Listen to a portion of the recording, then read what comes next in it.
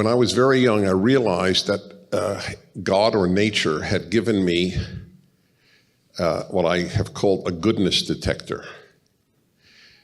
And I always knew when I was in the presence of a good person, because that's all I really care about. I think brains are wildly overrated, wildly. That's why I think you're not bright if you join Mensa. Why you would want to announce to the world your IQ is so bizarre to me that I'm sure there are nice people there, but I don't understand it. But I always picked up that, and I've always been right. I'm batting 1,000 essentially. And when I heard you read your book, the passion comes from, I just want to help people lead a better life.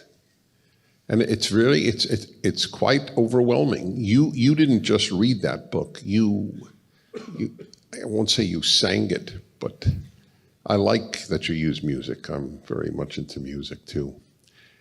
So this is the man that I'm honored to have this dialogue with, because everybody knows you're bright, but I know you're good. So I wanted to state that at the outset.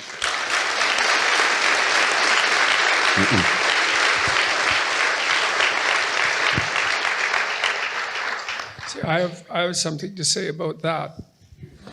Good. That's good.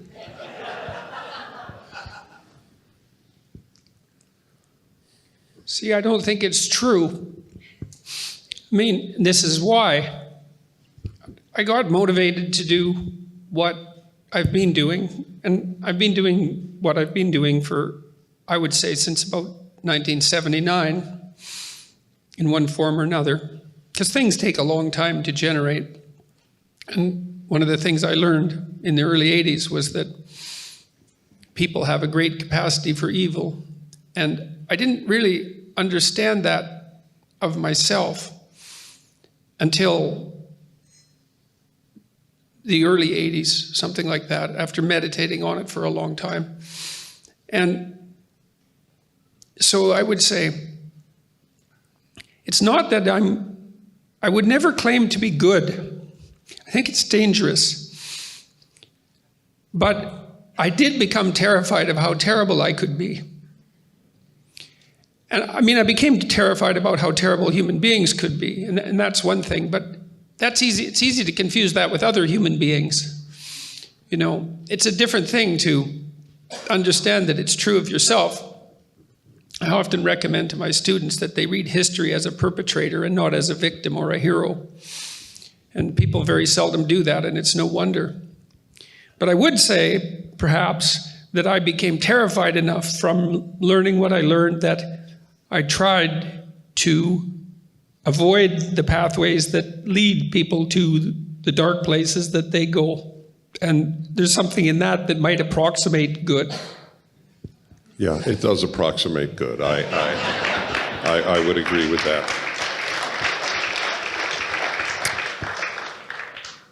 The parallels between us are so eerie to me that in my book on happiness, which came out in '99, I actually have a chapter on the necessity of having a tragic view of life.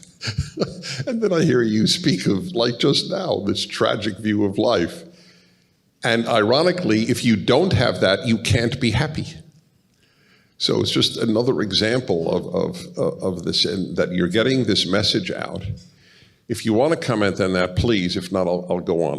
You are such an, I watch you and you're such an intense listener. I don't know when you're going to react. So if you... Well, there's this old idea.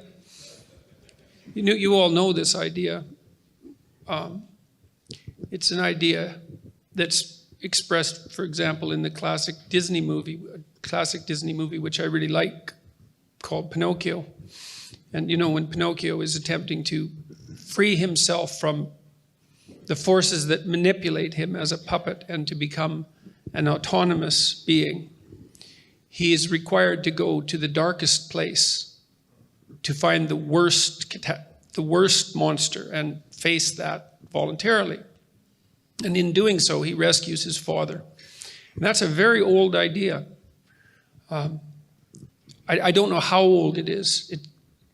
It's one of the oldest ideas we have in written form, and there's no doubt that in its pre-written form, it would be tens of thousands of years older than that. And it's a very strange idea that you have to journey to the darkest abyss to free the spirit of your father. But there's a reason for it, and it has to do with the tragic view of life, which is that you can't discover what you're capable of being or withstanding, and those are the same things, if you hide away from any of the things about life that are terrible but true. And the reason you can't discover who you are without doing that is that only necessity will force that out of you. I mean that from the perspective of learning. If you go work in a palliative care ward, you'll learn to deal with death. You'll learn the psychological strategies necessary, the steps. You'll become more informed. But it's deeper than that even. We know now from a biological perspective that if you put yourself in new situations, in new and challenging situations, that new genes turn on in your nervous system and code for new proteins that produce new neurological structures. And so you can't even be what you are fully biologically unless you expose yourself to everything that you can expose yourself to as you journey through life. The old idea of a pilgrimage was predicated on that idea, as is walking in Chartres Cathedral, the labyrinth. The idea that you walk the labyrinth in Chartres and you come to the center is that you traverse every corner of the world, quarter by quarter, and then you come to the center.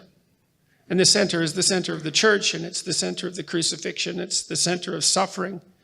And you can't get to what that center signifies without having journeyed everywhere. And so the tragic view of life is necessary